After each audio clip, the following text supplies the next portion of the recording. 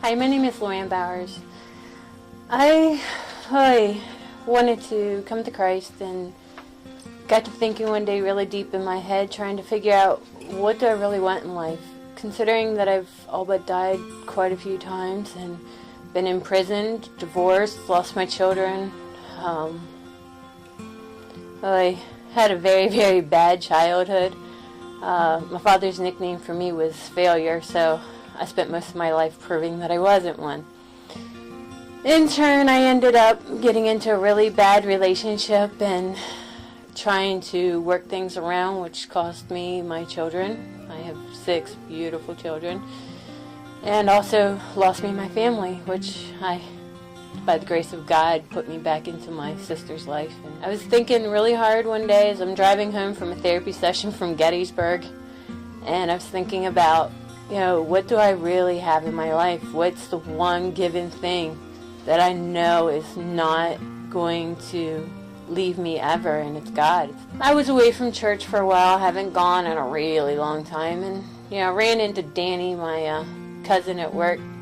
What would be the odds that God would put me in his life again? And we worked together, so he said, come on, you gotta come to church, and I'm like, nah, I finally caved in and came in. Walking into McBick, I was like, okay, what am I going to expect? Because I've been to so many churches that my past catches up with me so quickly. Felt like it was a judgment zone. Walking into McBick, I had this overwhelming peace and felt like home. I knew I wanted to make this church my home church. So I came a couple of weeks and, hugs from the door every week. Everybody took the time to learn my name and about my story, and I was comfortable here. And I finally decided, time for me to give it all over. With everything going on in my life, it was time for me to just commit everything over to Christ, give it all to Him, and let Him do what He wants with it. So as I'm turning my life around again, that's why I chose to get baptized here as well. I've never been baptized, even though I've been to many, many churches. One of my favorite verses in the Bible is Ecclesiastes 3:1-8.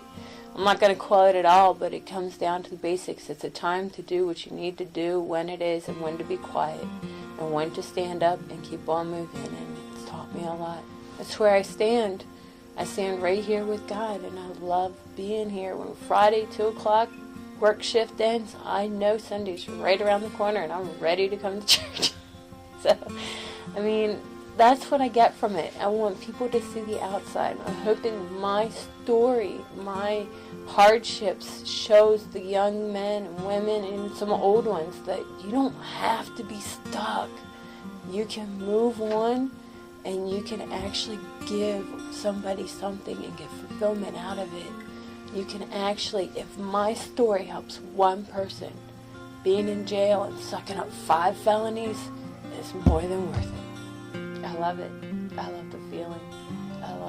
I get almost like a high coming into church, being around people that are just knowing He will never turn His back on me is enough to know I'm good.